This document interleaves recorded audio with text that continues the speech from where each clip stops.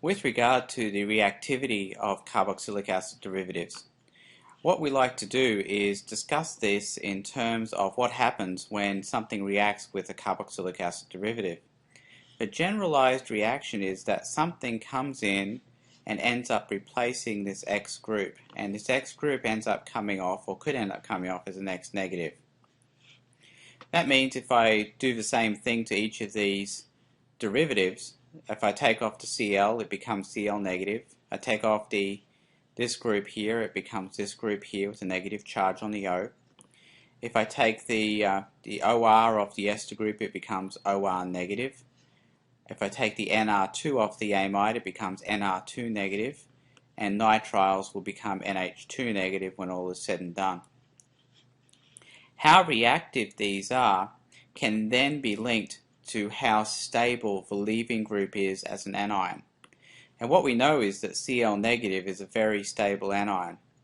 3% of the ocean is sodium chloride, so we know that chloride is going to be something that's going to be pretty stable. Since this is such a stable anion, it means when acid chlorides react, the Cl will come off very easily to form a Cl negative. Therefore, acid chlorides are very reactive. They will react at room temperature and will be considered to react under neutral conditions. In fact, acid chlorides, as soon as you open up the bottle, you see this foam of gas come out, and the gas is due to the hydrogen chloride that's forming above the bottle as the acid chloride reacts with the water in the air. Acid anhydrides form this fairly stable anion, and this anion is subject to resonance and is therefore resonance stabilized. And because this anion is fairly stable, then acid anhydrides will still react at room temperature, but they'll need something like acid or basic catalysis in order to go. Esters form this one here, which is not quite as stable as the carboxylate ion from up here. The OR negative or alkoxide ion is not very stable because the negative charge is pretty much stuck on the oxygen, can't go anywhere.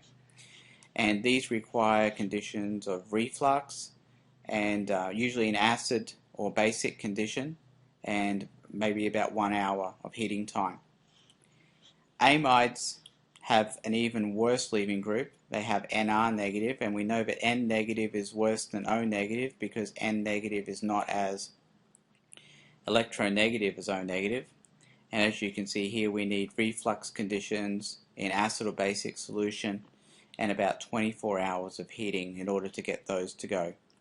So you can see how these progress in their reactivities, with acid chlorides being the most reactive, acid anhydrides being second most, esters being third, amides and nitriles being dead last as far as reactivity goes.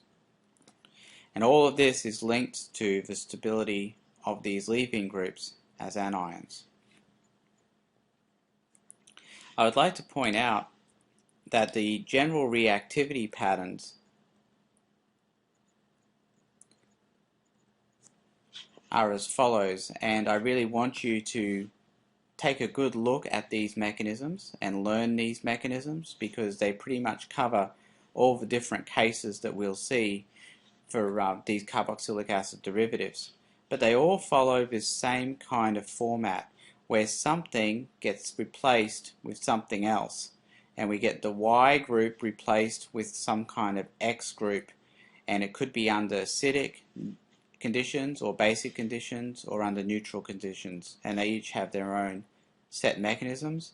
We're going to be looking at a bunch of mechanisms, and you'll find that they pretty much all follow one of these three patterns.